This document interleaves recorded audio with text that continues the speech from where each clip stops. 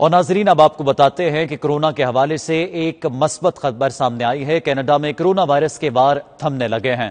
Corona virus سے متاثرہ افراد میں واضح کمی واقع ہونے لگی ہے اور مریض صحت یاب ہو کر گھروں کو لوٹ رہے ہیں۔ رواں ہفتے کے دوران کینیڈا کے متعدد صوبوں میں لاک ڈاؤن بھی ختم کر دیا جائے گا۔ تفصیلات جانیں گے عدیل ڈینیل کی رپورٹ میں۔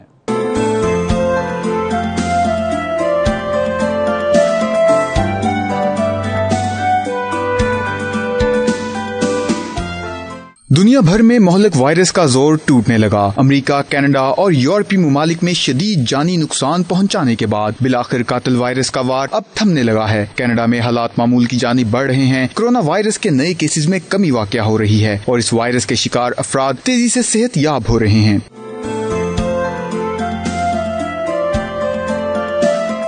کینیڈا کے صوبے اونٹاریو میں آج سے مخصوص کاروباری مراکز کھل رہے ہیں اور حالات بہتری کی جانب گامزن ہیں۔ اسی طرح مینیٹوبا میں بھی ریسٹورانٹس، میوزیم اور کیمپ گراؤنڈز کھولے جائیں گے۔